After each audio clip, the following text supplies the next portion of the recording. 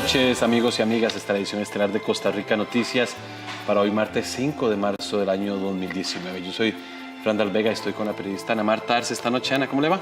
Hola, ¿qué tal? Muy buenas noches, Randall y amigos televidentes. Vamos de inmediato a hacer un repaso por nuestros titulares.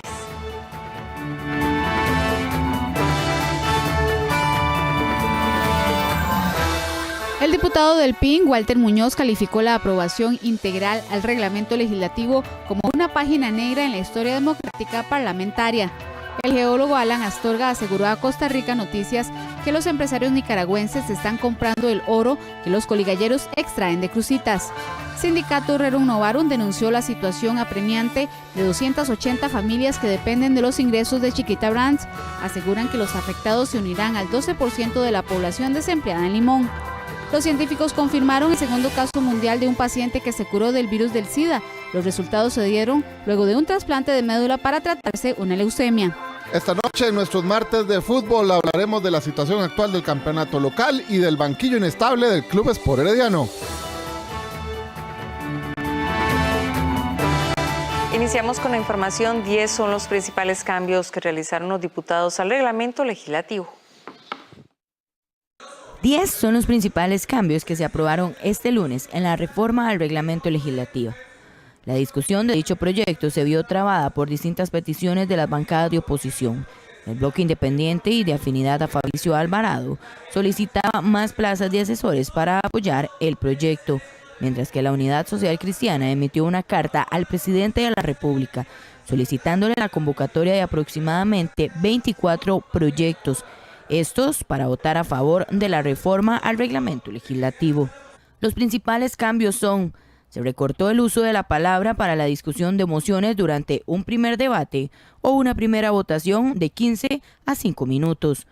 Durante la discusión de mociones para el segundo debate, el tiempo de uso de la palabra de cada legislador pasará de 15 a 10 minutos y de 30 a 15 minutos cuando se trate de intervenciones por el fondo del proyecto.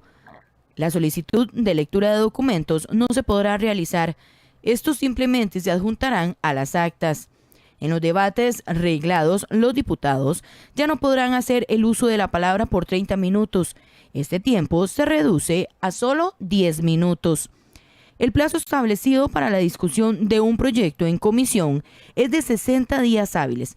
Solamente el presidente de la comisión podrá solicitar una extensión del mismo por otros 60 días hábiles más. Esto para dictaminar el proyecto. Si no se cumple, se archivará dicho proyecto automáticamente.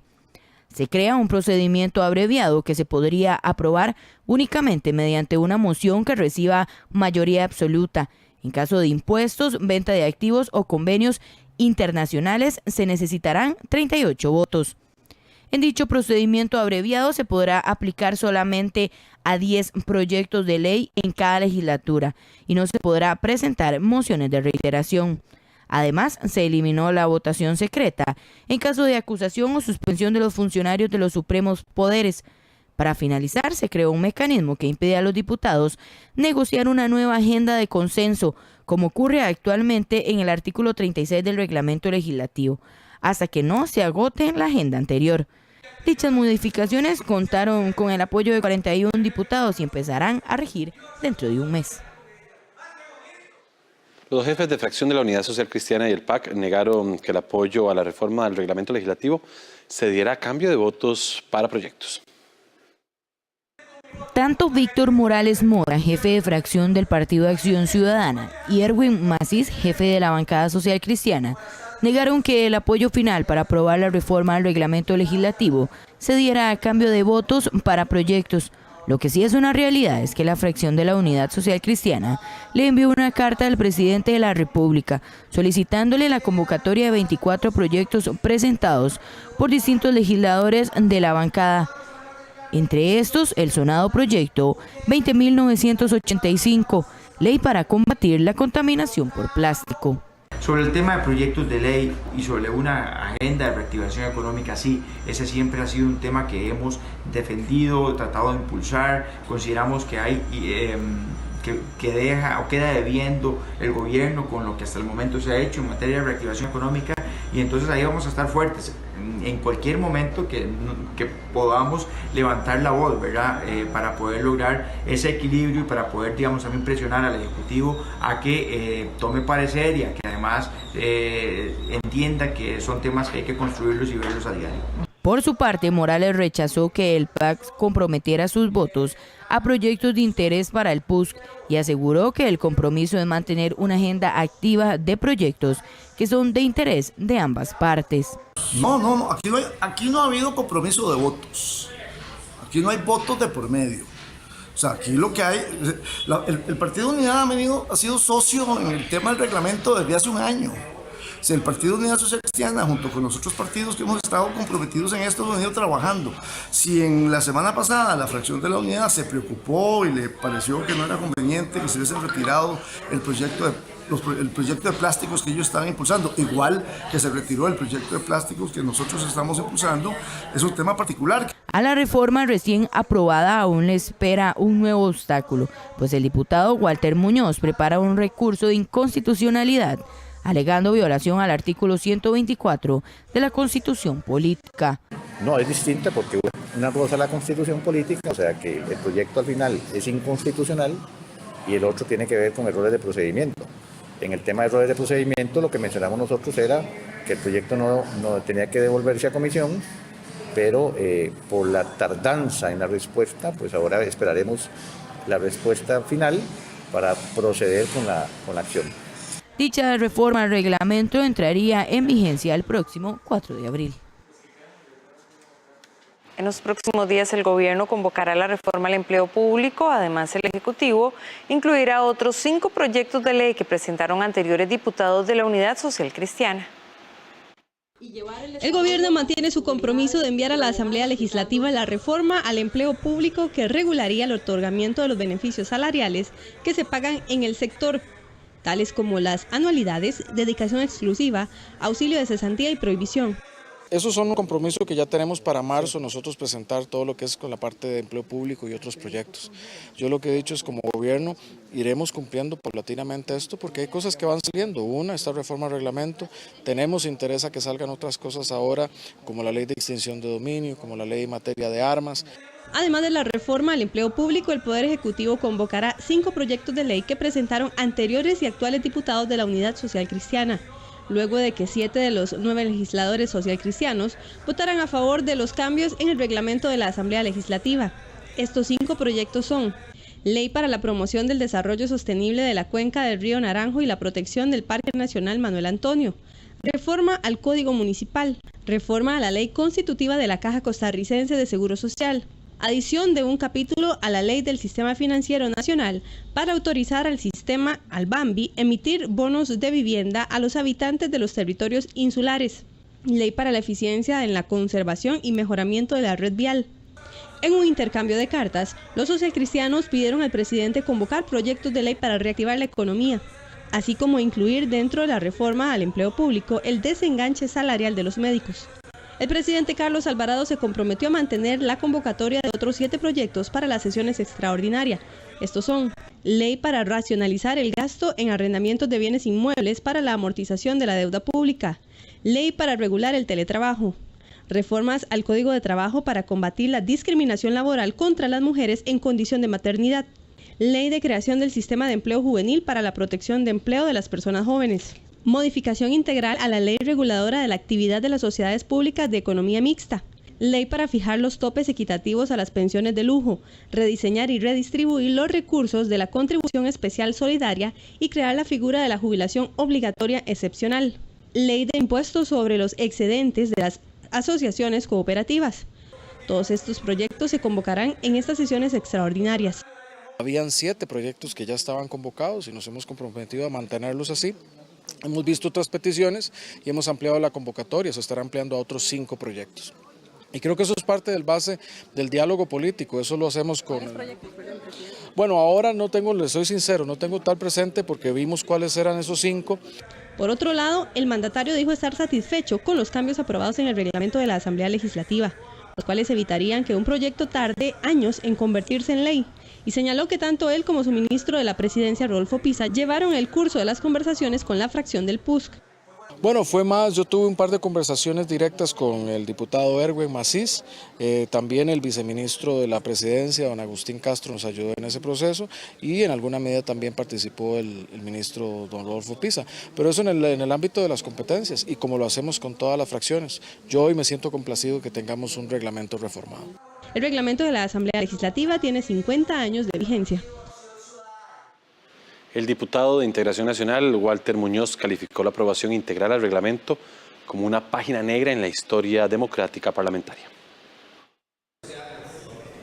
La aprobación de la reforma integral al reglamento legislativo generó diversas opiniones dentro de la Asamblea Legislativa. Diputados como Walter Muñoz de Integración Nacional, quien se opuso a la iniciativa, aseguró hoy en la revista de Costa Rica Noticias que estos cambios se prestarán para afectar la discusión democrática en el plenario y que también podría tornarse autoritario. Muñoz calificó como una página negra en la historia de la democracia parlamentaria la aprobación del cambio al reglamento, pues mediante el reglamento que aún está vigente, según él, se lograron una importante cantidad de aprobación de proyectos y reformas. Lo que se pretende aquí es que los diputados que no estamos de acuerdo con algunos proyectos no podamos hablar lo suficiente en un primer debate, hablar del Tratado de Libre Comercio, por ejemplo, con Estados Unidos, el combo del ICE, la reforma fiscal es prácticamente decirle al país algo que no va a entender. Nosotros hemos permitido 100 leyes en este primer año, o sea, que no es cierto que esto no camina. Y déjeme decirle que los diputados que votaron a favor son los que más faltan a comisiones. O sea, que dicen que en comisiones está muy lento y nosotros vamos a comisiones, aportamos el tema para que podamos pasar los proyectos y la gente que dice que dura demasiado son los que tienen más ausentismo. Son al menos 15 cambios entre los que destacan acortar tiempos en comisión, en el uso de la palabra y hacer públicas las sesiones donde se trate la suspensión de miembros de supremos poderes. Carolina Hidalgo, presidenta de la Asamblea Legislativa, agradeció a los diputados que votaron a favor dicha modificación al reglamento, pues considera que esta reforma era urgente y que dará resultados muy positivos en la agilidad de trámites y aprobación de proyectos. Reglamento que entra en vigencia dentro de un mes hace una apuesta importantísima a la transparencia. Eso tiene que ver con el expediente digital, con la votación ya no secreta de la censura de los supremos poderes como anteriormente se planteó, a los magistrados, los plazos del plazo cuatrienal, también es una forma de dar cada vez mayor y mejor transparencia como varios de los otros gestiones. Entonces yo sí creo que en realidad estamos aquí ante una diferencia de visión generacional respecto a la forma en que se quiere y se debe hacer política y lo que Costa Rica urge. Yo creo que aquellas etapas de los grandes discursos en el plenario son importantes, sí, suman, pero la gente está esperando más una definición en negativo o en positivo que aquellas disertaciones extensas sin respuesta. Los cambios al reglamento contó con 41 votos a favor, solamente 4 más de la mayoría calificada de los 38 que se requerían. El Consejo de Gobierno nombró este martes a Edwin Fischel, Johnny Noguera, Celín Arce, Marianela Feoli, José Alexis Jiménez y Cindy Torres como directivos del Instituto Costarricense de Electricidad. Los nuevos directivos reemplazarán temporalmente a quienes fueron suspendidos el pasado 29 de enero como medida cautelar, en tanto se desarrolla un procedimiento administrativo por parte de la Secretaría del Consejo de Gobierno. La medida contra los 6 integrantes de la Junta Directiva del ICE se debe a 2 causas distintas, una relacionada con un eventual pago indebido de cesantía y otra por aparentes actuaciones irregulares en torno a la figura de la gerencia general. Hubo 166 personas, de esas 166, 106 no cumplieron, luego pues una se retiró y quedaron 59 elegibles.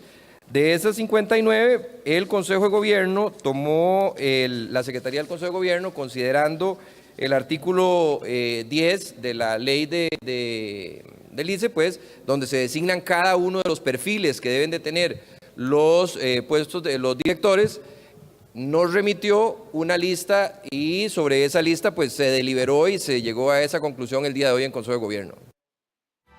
Son las 8:15, hacemos una pausa, regresamos con mucha más información acá a Costa Rica Noticias.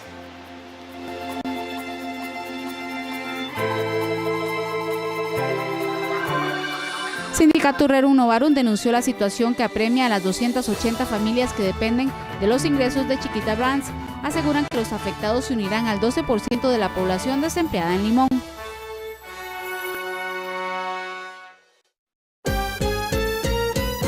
Mi nombre es Maybel y estoy a cargo. Y acá en el final estoy a cargo de la limpieza en gran parte del lugar. Y lo más importante, estoy a cargo de mi vida.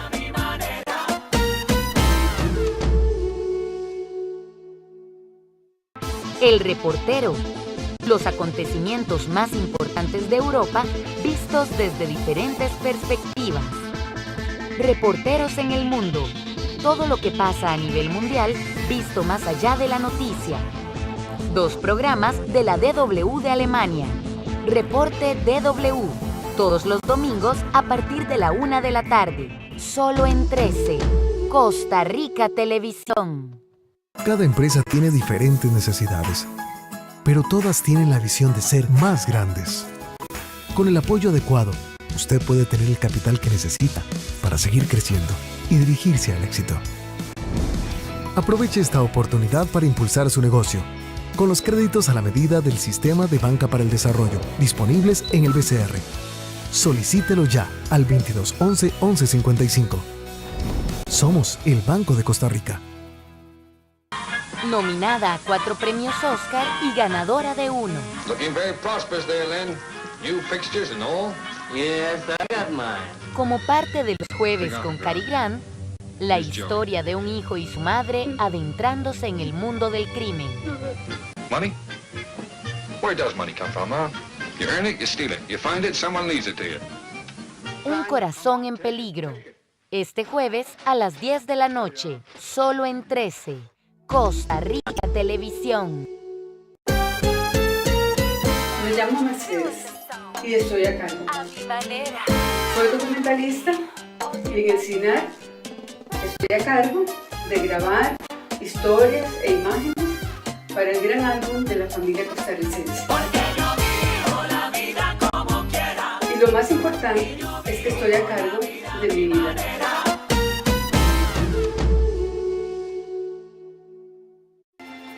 Vamos a ver el comportamiento del dólar para mañana miércoles en nuestro país. Esto según el Banco Central de Costa Rica. La compra en 603 colones con 97 céntimos. La venta tiene un leve incremento a como estaba el día de hoy. Se ubica en 610 colones con 37 céntimos. Financiamiento y contradicciones frena el inicio de funciones de juzgados especializados contra crimen que se organiza para cometer delitos como narcotráfico, lavado de dinero, homicidios, entre otros. El crimen organizado son grupos de personas que se organizan para cometer todo tipo de delitos y donde la mayoría son relacionados con narcotráfico, lavado de dinero u homicidios, entre otros. La Corte Suprema de Justicia aprobó este lunes un informe donde, según ellos, la ley de creación de jurisdicción especializada contra el crimen organizado, es decir, los juzgados especializados en esta materia, podrían entrabar el funcionamiento de los tribunales. La magistrada Nancy Hernández de la Sala Constitucional indicó que la idea es solicitar a los diputados replantear la ley con algunas modificaciones y reestructurar los recursos económicos para poder crear esos tribunales. Un replanteamiento de cuáles son las modificaciones legales que se requieran para que realmente se pueda incidir, es decir, cuáles son los casos de crimen organizado complejos que sí se van a centralizar en una jurisdicción especializada y cuáles que no son complejos van a permanecer siendo competencia, como es ahora, de todos los juzgados del país según las competencias territoriales. De acuerdo con la magistrada, al no especificar cuáles serían los casos de crimen organizado que deberían ir a esos tribunales especializados, podría entrabar dicho funcionamiento. Según la magistrada, eso es lo que sucede en este momento con los casos por corrupción que solo son vistos en el segundo circuito judicial de Goicoechea. La forma en que quedó redactada, según expuso la magistrada Sandra Zúñiga, no detalla bien en qué casos un tema va a ser crimen organizado centralizado y en cuáles va a ser descentralizado. Entonces, podría ser que se sature esa jurisdicción especializada llevando cualquier caso de poca importancia versus uno que sí sea de mucha importancia. Ahí, si esa jurisdicción se colapsa, como es en este momento también la centralización de la materia de corrupción en el Juzgado Penal de Hacienda. El fiscal adjunto de Probidad, Transparencia y Anticorrupción, Carlos Meléndez, considera que haber centralizado la corrupción en Goicoechea desde el 2003 ha causado deficiencias en las atenciones de esa fiscalía. Esto nos ha llevado a que esta concentración no hemos sido eficientes. Ha existido una gran mora judicial, ha existido una gran importancia de tiempo de durabilidad de los casos para que lleguen a un efectivo señalamiento a juicio. Ha tenido sus impactos presupuestarios en el Poder Judicial, con personas que no tienen los recursos dinerarios y han tenido que pedir ayudas económicas para poder asistir a una audiencia, asistir a un juicio. La ley debía entrar en vigencia en octubre del 2018, sin embargo la Corte había solicitado una prórroga de 12 meses más porque no tenía el contenido económico para hacerle frente, y ahora piden estas modificaciones a la Asamblea Legislativa. Las denuncias de corrupción han aumentado en los últimos 3 años, esto según la Fiscalía. Solo en el año 2018 se recibieron 360 denuncias. La Corte Suprema de Justicia aprobó crear una sección del OIJ especializada en investigar los casos de corrupción en el país. Durante el 2017, la Fiscalía Adjunta de Probidad, Transparencia y Anticorrupción recibió 217 denuncias solo en San José. Terminaron 179 de esos casos y 15 fueron acusados. En el 2018 recibieron 360 denuncias, terminaron 265 y 38 fueron acusados. El fiscal adjunto asegura que los casos han aumentado por la confianza que tienen las personas en la Fiscalía. La Corte Suprema de Justicia aprobó este lunes fortalecer esa Fiscalía y crear una sección del organismo de investigación judicial que investigue únicamente los casos de corrupción. Nosotros estaríamos haciendo ya una solicitud expresa a la Asamblea con todo el estudio técnico de por qué se requiere este reforzamiento justificado técnicamente, y estaríamos pidiéndole a la Asamblea Legislativa, a las señoras y señores diputados, que le den prioridad a estos dos temas, porque como usted sabe, el presupuesto del Poder Judicial depende de la Asamblea Legislativa. Actualmente la Fiscalía contra la Corrupción cuenta con fiscales en Liberia, Santa Cruz, Punta Arenas, Corredores, Pérez Celedón, Quepos y San Carlos. Para el fiscal a cargo, el refuerzo debería ser con más fiscales, auxiliares y técnicos. La Fiscalía, definitivamente, la Fiscalía Anticorrupción necesita una mayor presencia a nivel nacional. Es un órgano rector a nivel nacional. Sin embargo, al día de hoy no tenemos presencia de fiscales anticorrupción a nivel nacional. Quiere decir que de ahí, de alguna manera, hay un desequilibrio en un mejor abordaje en ciertas zonas del país que en otras áreas. Bueno, teniendo mayor cantidad de recursos, mayor cantidad de fiscales, podríamos ubicarlos al menos en cada una de las cabeceras, establecer una mejor metodología de abordaje, de análisis del fenómeno criminal por región. Por su parte, el director del OIJ, Walter Espinosa, considera que es importante esta sección porque incluso ya la habían planteado. Sin embargo, indicó que es necesario que la sección tenga expertos informáticos, analistas criminales, policías judiciales de distintas categorías, peritos e investigadores financieros, jefaturas estructuradas e instalaciones adecuadas para custodiar la evidencia. Nosotros necesitamos más policías judiciales de distintas categorías, necesitamos analistas criminales, necesitamos especialistas en delitos informáticos, peritos con perspectiva de investigadores financieros y también personal con experticia en este mismo tema que emitan dictámenes de condición objetiva. Sin embargo, el jerarca judicial considera que, a como son las cosas, esta sección podría estar lista hasta el año 2022. Este martes se extrajeron los restos de la avioneta que se estrelló en el cañón del río Virilla. Desde temprano la empresa contratada por los dueños de la avioneta comenzó a sacar los restos de la aeronave siniestrada. La avioneta quedó partida a la mitad y con restos como una de las llantas desprendidas. De acuerdo con Aviación Civil, la investigación podría tardar al menos 8 meses y se investiga si fue un desperfecto mecánico o un error humano.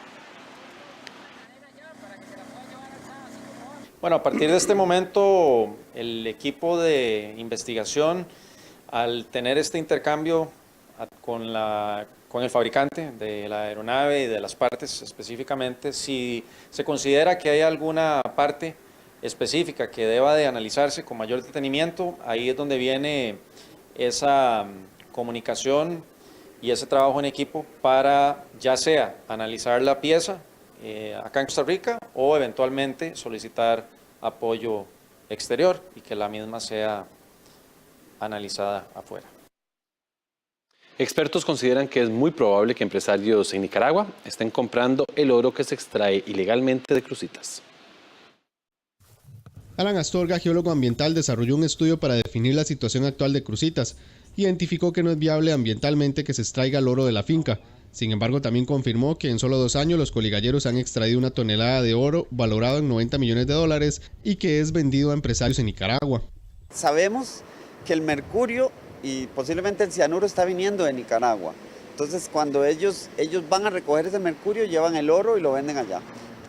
Es probable que algún poco de oro se quede aquí en Costa Rica porque hay algunos coligalleros que son costarricenses, pero lo que sabemos es que el oro está saliendo fundamentalmente para Nicaragua y los coligalleros regresan con mercurio. El viceministro de Seguridad, Luis Castillo, quien está a cargo de las operaciones en Cruzitas, llamadas Lapa 1 y Lapa 2, confirmó también que el oro es sacado a Nicaragua. Por eso ellos en estas operaciones no solo para detener a los extractores de oro ilegal, sino que también trabajan en decomisar ese mineral. Y el mercurio que ingresa al país también al parecer que viene de Nicaragua. Está en 2 vías. Hay material, mercurio, que está ingresando al país para procesarlo acá. Y la otra vía es que están tomando el material que extraen de las minas, llamémosle así, y lo están sacando fuera del territorio nacional para procesarlo en Nicaragua, básicamente. Es evidente que mucho del oro que se está extrayendo está siendo sacado a Nicaragua y vendido en el mercado de Nicaragua, eventualmente para volver a ingresar a Costa Rica ya bajo otro tipo de modalidades. En esto la policía está trabajando fuertemente, se ha decomisado bastante material, se ha decomisado bastante oro en los últimos tiempos, pero sí es ese contrabando, digámosle hormiga, ese proceso hormiga que se sigue dando y del cual pues estamos atentos a minimizar ese efecto.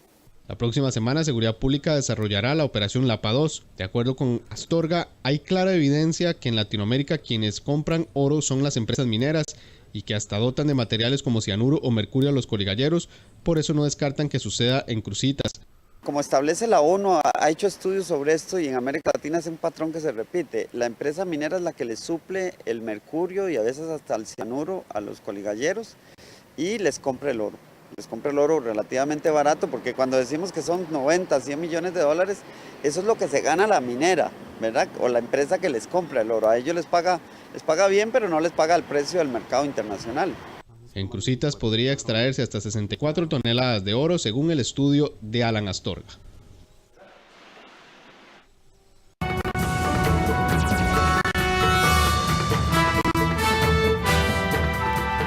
El Procurador General de la República señaló aspectos de inconstitucionalidad en el proyecto que busca regular el servicio de Uber. Dirigentes de Fenacotaxi reiteraron ante los diputados su oposición a legalizar el servicio. En las primeras comparecencias que marcan el inicio del trámite del proyecto de ley que busca regular el servicio de Uber, el Procurador General de la República, Julio Jurado Fernández, alertó sobre aspectos de inconstitucionalidad de la iniciativa enviada semanas atrás a la Comisión de Asuntos Económicos por el Ministerio de Obras Públicas y Transportes. Se trata de la deducción del 3% sobre los montos de cobro de los servicios que brinden esas plataformas de transporte público, así como las sumas que se cobraría por el registro de los servicios que ya operan como Uber con respecto a otras plataformas. Porque podría ser esto un planteamiento que roce con la proporcionalidad y la razonabilidad. Por el monto, el 3% en realidad es un monto muy alto, ¿verdad?, que se le está imponiendo a estas empresas, y luego porque está destinado, el destino que está de este fondo es en algún caso muy vago y en otro cuestionable desde el punto de vista de su razonabilidad. Por otro lado, otra norma que consideramos que puede ser excesiva desde el punto de vista de estos principios constitucionales es lo estipulado en el artículo 10 del proyecto de ley, que establece los derechos de inscripción, los calcula en 100 salarios base. Esto significa que una empresa que se inscribe tiene que pagar un poco más de 45 millones de colones solo por inscribirse. Diputados de la comisión difieren de los alcances de esos señalamientos de la Procuraduría.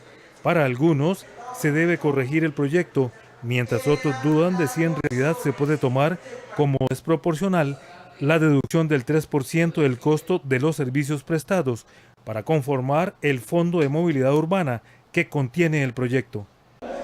Bueno, y coincidimos principalmente en la posible inconstitucionalidad del transitorio de la ley, por parecerse eso a una multa camuflada, cuando ha sido responsabilidad del Estado no tener la legislación adecuada para la regulación de las plataformas de transporte. También en que hay que revisar otros montos que están en el proyecto de ley bajo el principio de proporcionalidad. Bueno, esos fondos y esos cobros habrá que hacerles un análisis verdadero de razonabilidad y proporcionalidad. De entrada, claramente son desproporcionados y razonables en cuanto a al precio de entrada al mercado.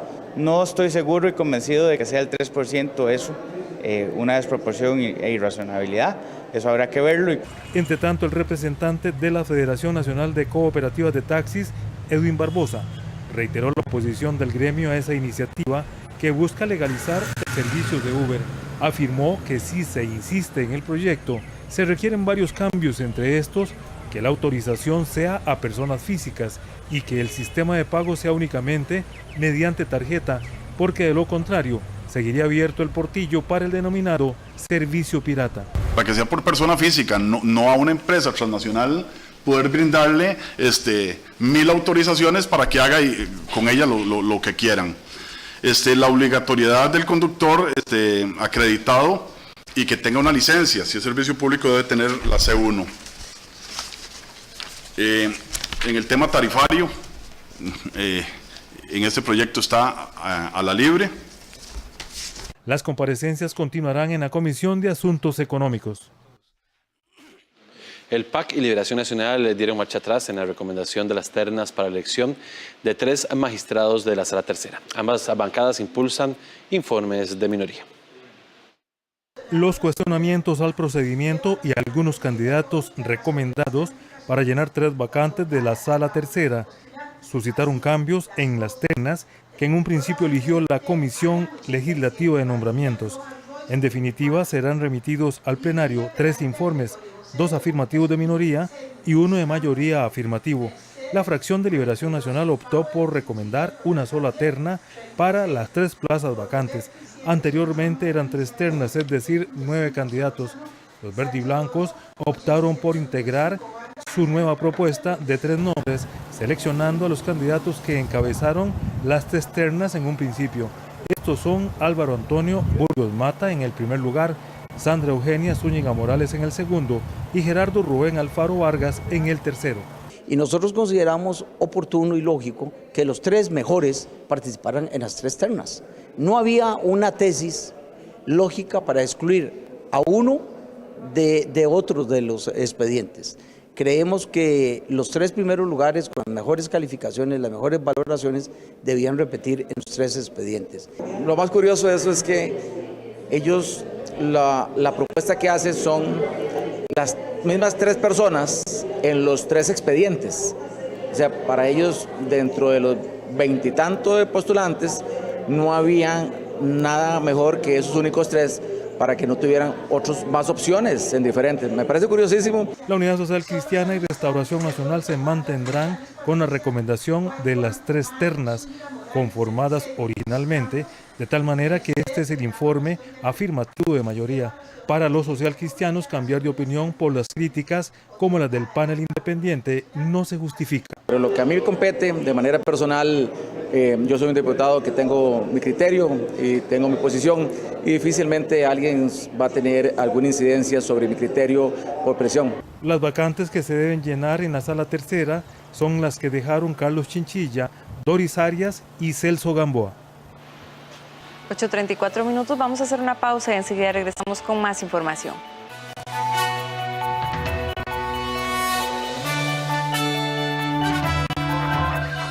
Los científicos confirmaron el segundo caso mundial de un paciente que se curó del virus del SIDA.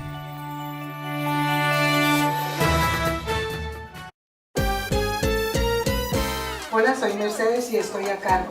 A mi manera. Y aquí en Encinar estoy a cargo de varias funciones en la radio.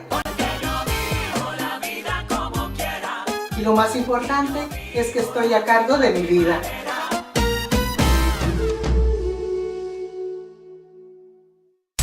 ¿Qué ocurre cuando la información no es confiable? Telemorfosis.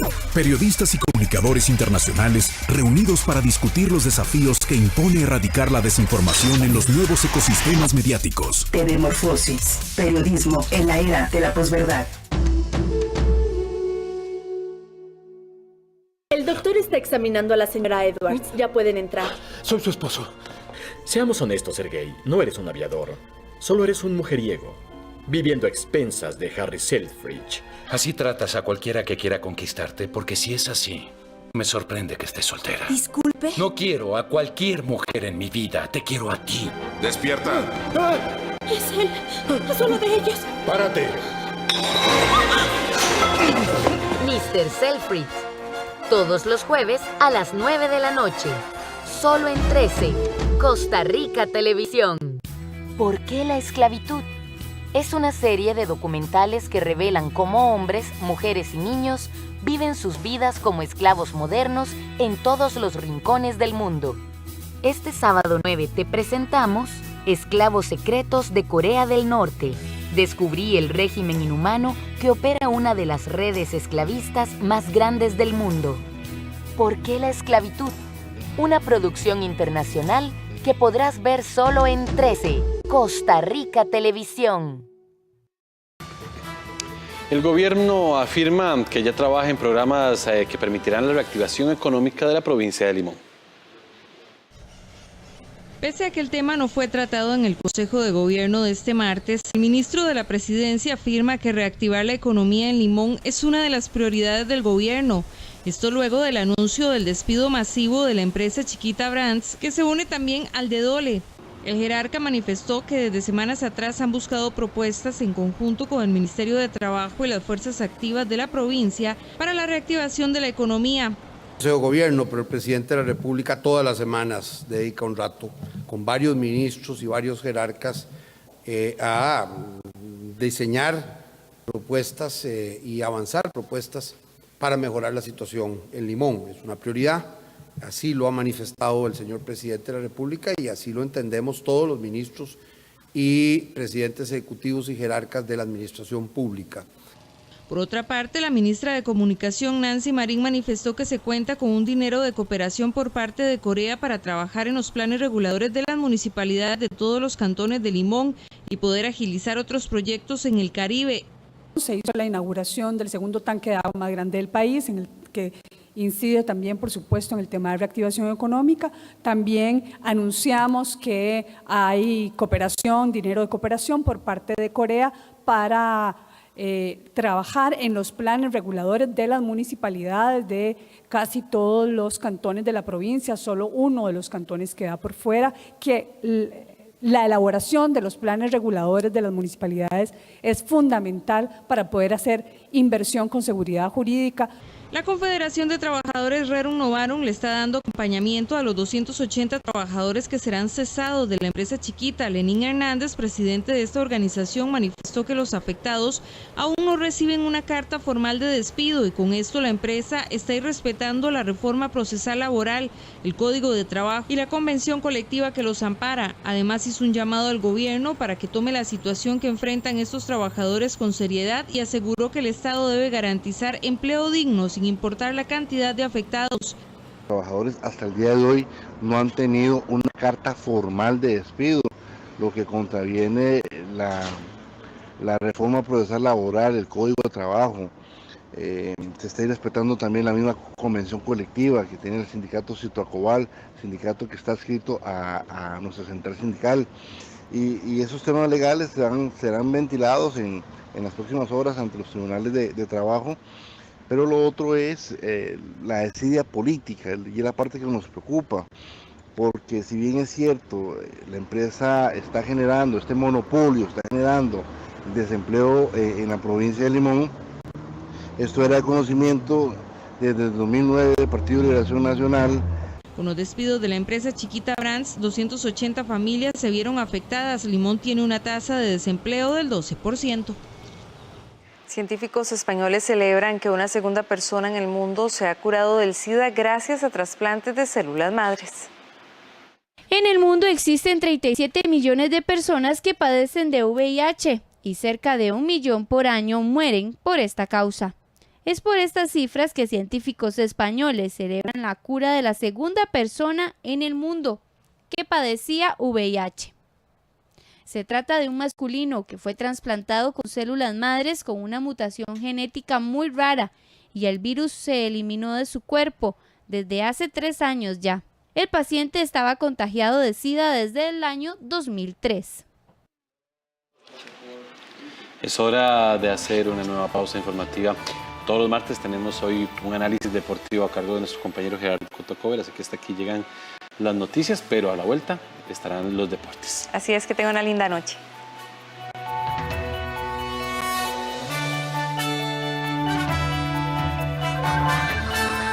Esta noche en nuestros martes de fútbol hablaremos de la situación actual del campeonato local y del banquillo inestable del Club Sport Herediano.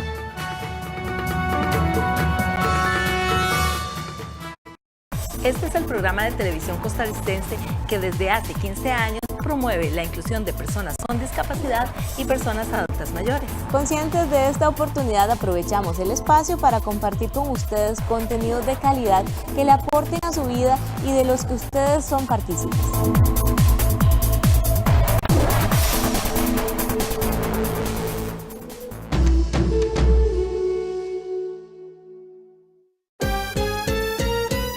Hola, yo soy Roxana y estoy a cargo. Y aquí en Encinar estoy a cargo de la dirección comercial. Y lo más importante de todo es que estoy a cargo de mi vida.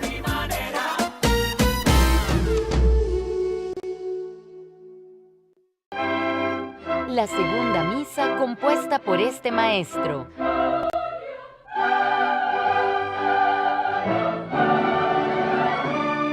Una obra que alcanza la grandeza. Considerada como uno de sus mayores logros. Misa solemne de Beethoven.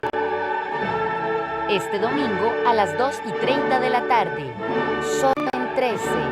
Costa Rica Televisión.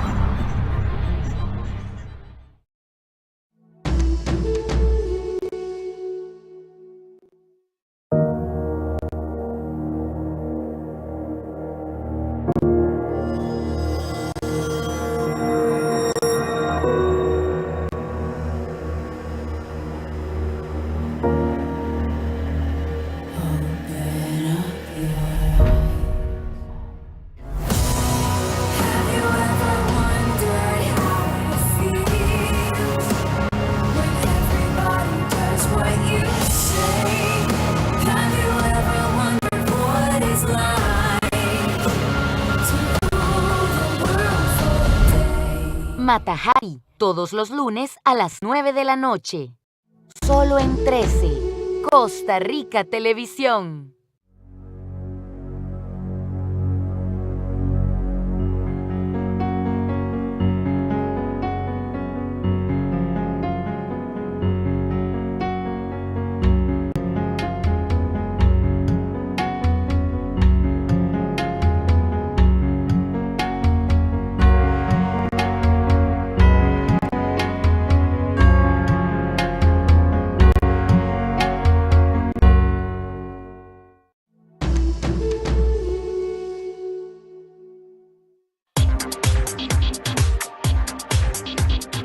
Un programa que muestra cómo afrontan los ciudadanos del mundo las oportunidades y los riesgos de la globalización.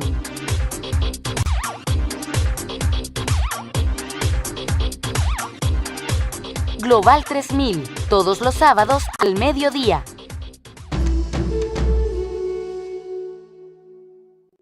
Claro que son. Parece niño come chingones. Hay que cobrarle peaje, ¿eh? No me sigue nadie. Decime dónde voy, dale, dame una referencia, algo. Con respeto. No sabe lo que tiene el auto ahí planchado, se lo van a comer crudo en 3 minutos. Lo único que entiendo es que yo me estoy quedando sin abogado. No, podés tener a otro abogado. ¿Quién me va a dar bola mía? ¿Qué toca? para! ¡Dejate el carro! Tranquilo, ¿qué pasa, loco? Tranquilo. Cartoneros, todos los martes a las 9 de la noche.